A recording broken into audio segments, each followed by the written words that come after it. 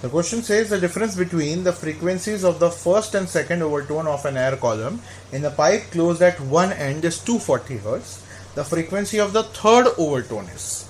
Now first thing you need to understand, first overtone is third harmonic, second overtone is fifth harmonic, and so third overtone is seventh harmonic.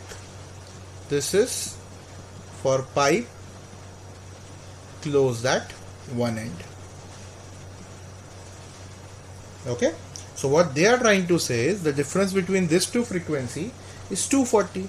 So let's do this. I can say fifth harmonic, that is 5n, minus the third harmonic, that is 3n, is 240.